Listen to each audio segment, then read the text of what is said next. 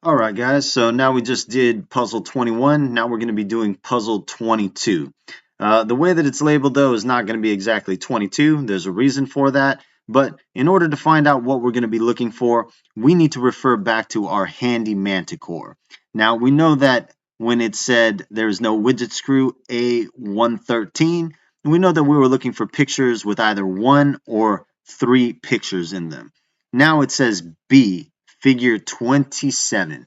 So B, we're looking at the other side of the trimp, the simp and the trog, and we're looking for something that has to do with 27.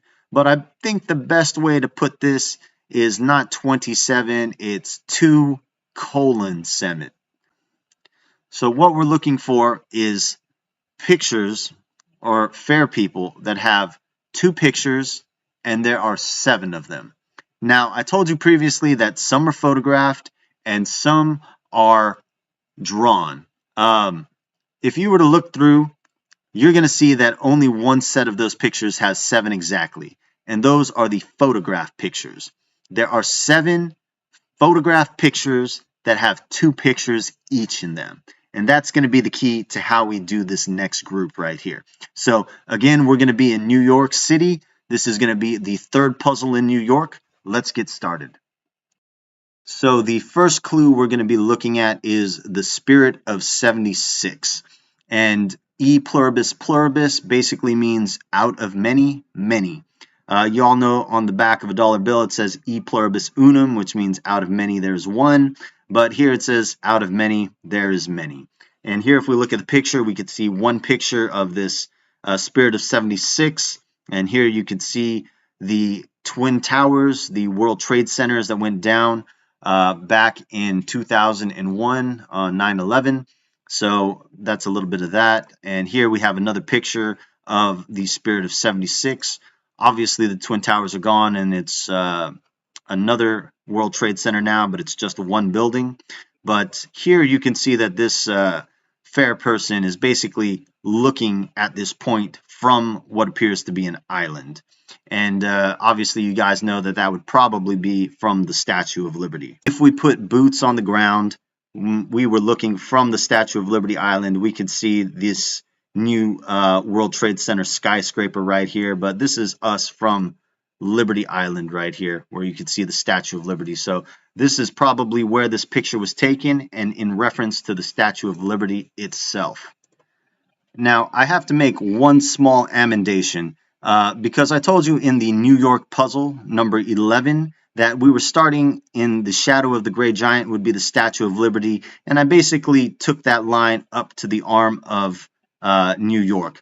That was a little off, and I'm going to tell you why. We can't use the Statue of Liberty twice. No location will be used twice in terms of a specific point. Maybe a city can be used more than once. But Ellis Island is part of the Statue of Liberty National Monument, which is why it's overshadowed. And when I had the point being up into the middle of New York, what I really should have done is had that going straight to the Battery. The Battery originally was an island. It was an island and it wasn't connected until 1855 during a land reclamation project where they actually filled in the area around so that the island would be connected to the lower part of New York. Before, it was about 200 feet off of the lower Manhattan, so it was an island at that point. And also, from 1855 to 1890, Castle Clinton on the Battery served as the official point of immigration for all immigrants coming to the United States through New York. Eventually, in 1892, when Ellis Island officially opened, that's when Ellis Island became the official immigration station. But the connection here is immigration, so from Ellis Island and the Battery. And the Battery was also an island. So I just wanted to point that out. Now we're going to be using the Statue of Liberty as our main point for this clue right here, the spirit of 76. Just a few more things about here. Here it talks about liberty and the things that it stands for. It talks about during the Revolutionary War. It talks about Jefferson. It talks about the Civil War under Lincoln and Reconstruction. So we're talking about freedom here, and there is nothing that says freedom and liberty quite like the Statue of Liberty. It's ingrained in all of us Americans that this is what it stands for. Also, if we wanted to pull up a little bit more information on the Statue of Liberty, you could see that it was designed by a French sculptor, Frederic Bartholdi, and it was built by Gustave Eiffel, the same guy who built the Eiffel Tower. Well, he's the guy that did the metal framework for it. And with the left foot, the Statue of Liberty is stepping on a broken chain and shackles, commemorating the national abolition of slavery following the American Civil War. Also, somebody very important to making the Statue of Liberty happen was publisher Joseph Pulitzer, who started a drive for donations to finish the project, and it attracted more than 120,000 contributors, most of who gave less than $1, but still, he went out and he fundraised for it. So props to Joseph Pulitzer, and we'll be talking about him a little later as well. So we'll bookmark this point and we'll move on to the next. The next fair person that we're going to be looking at is foul sewer ogres. And here you can see there's one picture here, and then we have another picture here of him actually climbing out of a sewer.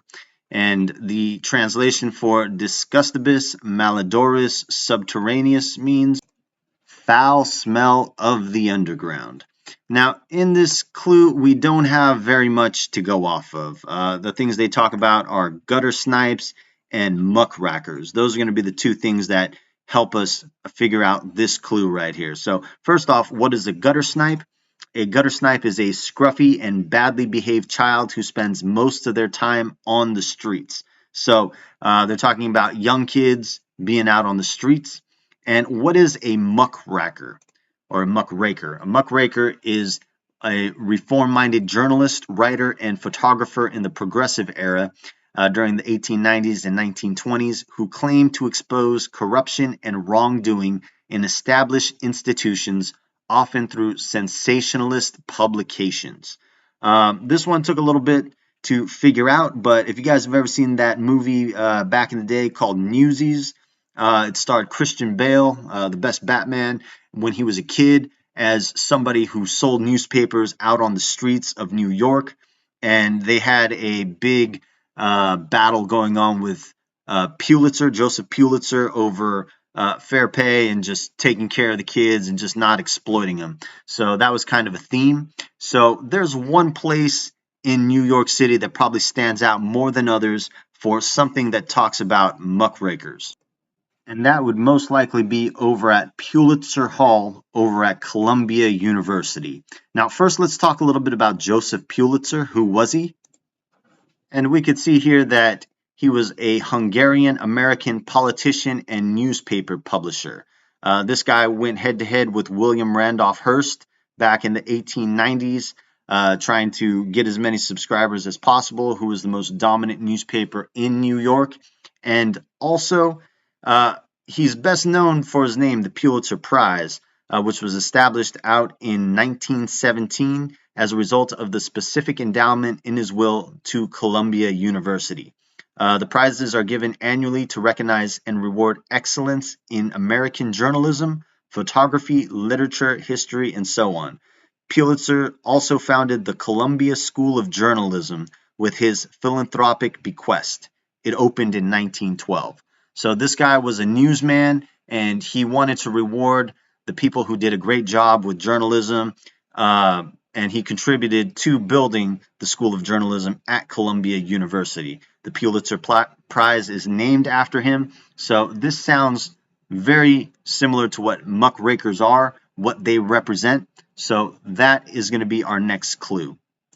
We're going to be focusing in at Pulitzer Hall at Columbia University. So we'll bookmark it and we'll move on. The next fair person clue we're going to be looking at is the Torontoger. And underneath it says Urbs Porcus, which means City of the Pig. And we can see here that there's one picture right here, and then there's also a second picture which looks very similar, but it's a full page. So the Torontoger is next. And just real briefly, what is an ogre? It's basically a legendary monster depicted as a large, hideous, man-like being. and these come across in many fairy tales, including the Pilgrim's Progress, which we've talked about previously, and in Jotun, which is Norse mythology. We've kind of touched on something like that in the San Antonio puzzle as well. But then you also hear of things like the Cyclops in Homer's Odyssey, and Beowulf, and many other things like Jack and the Beanstalk. So that's an ogre. Now, a couple of names that are dropped on us here are Arthur Wing Pinero and Robertson Davies. These guys were playwriters, so it sounds like we're looking for something that has to do with plays. And sometimes people thought that plays were for the rich people, and certain places were for the rich, like theaters back in the day. So it kind of sounds like we're looking for something that has to do with theaters now. And while the clue likes to talk about how everything in Canada and Toronto for the spotters tips, they also talk about the Toronto Blue Jays and the Chicago Cubs, two more baseball teams. But, we're going to be in New York City, and there's only one place where they have theaters galore, and that is Broadway.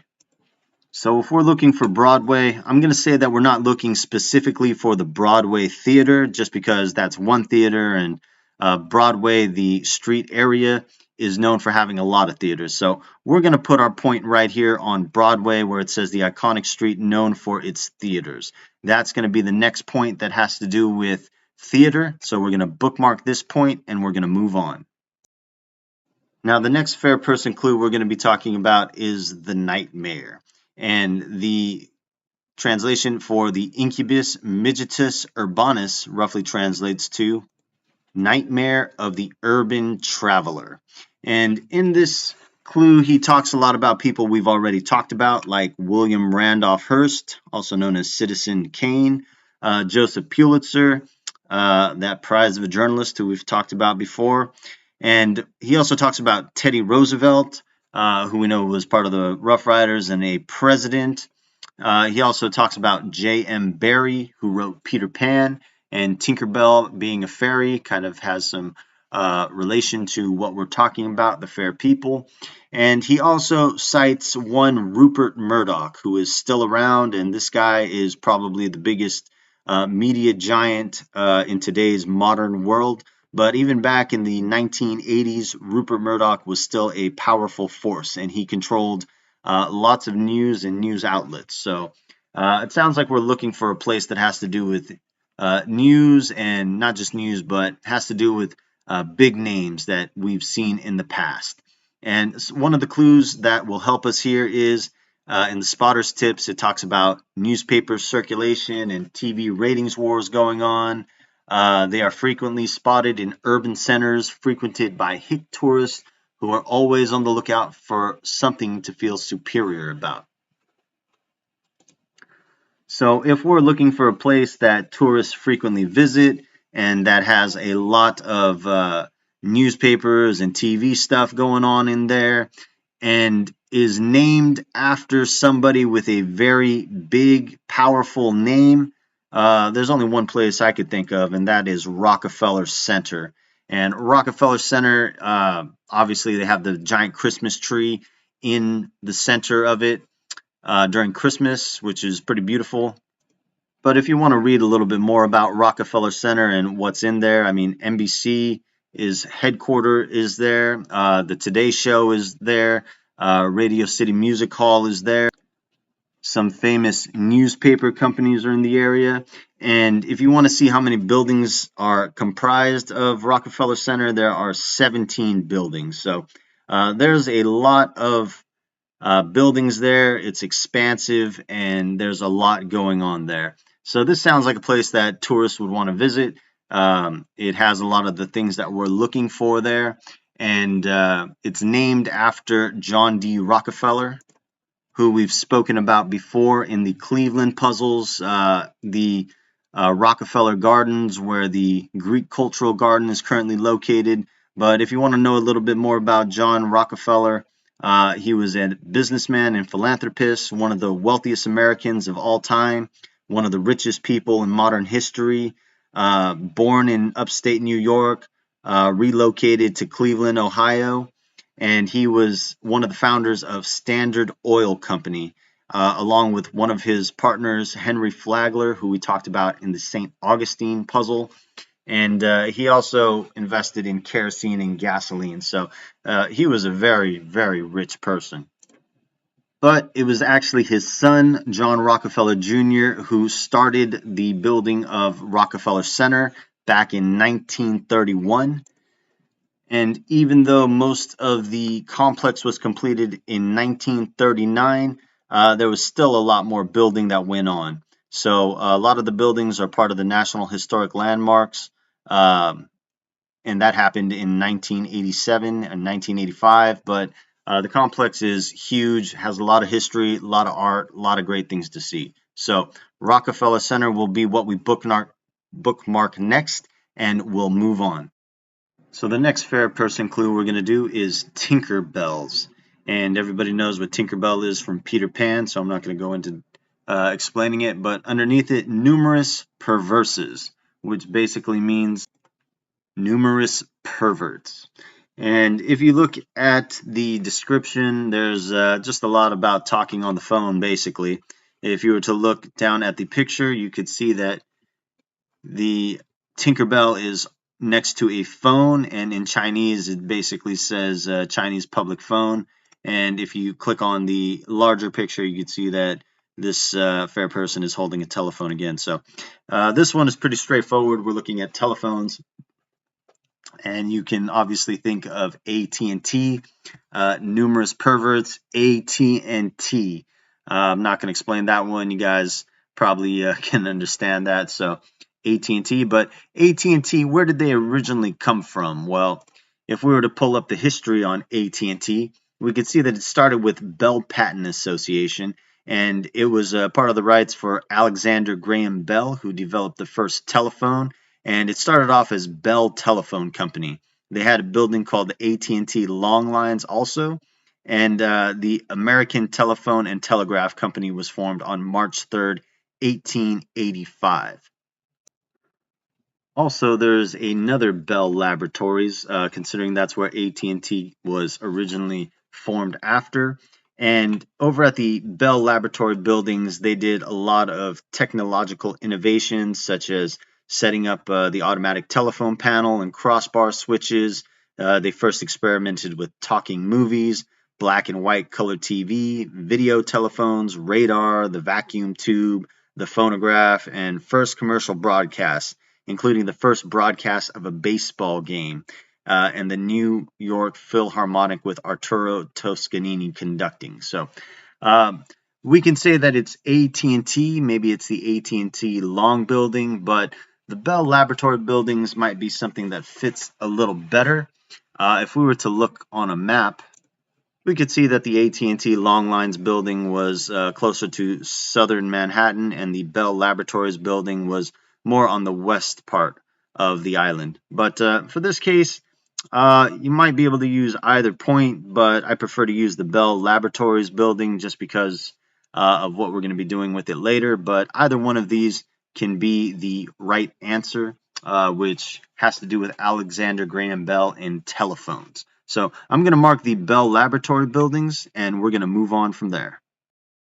The next fair person clue we're going to be looking at is the Postmonster General, play on words for the Postmaster General, and the translation for De Liber Delectrix is roughly about the destructive book. So obviously it sounds like mail, and the post office is something we're going to be looking at. Here we can see the Postmonster General in a mailbox messing with mail, and in the other picture you could see him ripping off a stamp. So just making sure that things don't get to where they're supposed to go, but this seems to have to do with the post office. A couple of names that are listed here: Isadora Duncan. She was a famous dancer at the turn of the century in the 1900s. You also have John Wilkes Booth, who assassinated Lincoln. Again, we have another Lincoln reference. He also talks about the Barbary Coast, which we've kind of touched on a little bit earlier. You might want to take a look at that. And also he mentions Pope Gregory XLV, which is the 45th Pope Gregory. I believe that this is an error right here. I think this is supposed to be Pope Gregory XIV. XIV would be 14, and there was a Pope Gregory the 14th, but there is no Pope Gregory the 45th, at least not yet. Maybe a couple hundred years down the line we might get one. But hopefully Pope Francis is okay.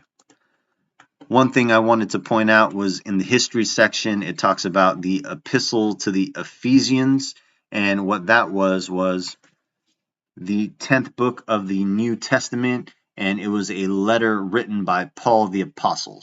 So this is something that was written by Paul the Apostle, one of Jesus's favorite disciples, and something to keep in mind for later. And if we're going to be looking for a famous post office in New York, it would probably be right across the street from Madison Square Garden, and that post office is currently named the James A. Fairley Building.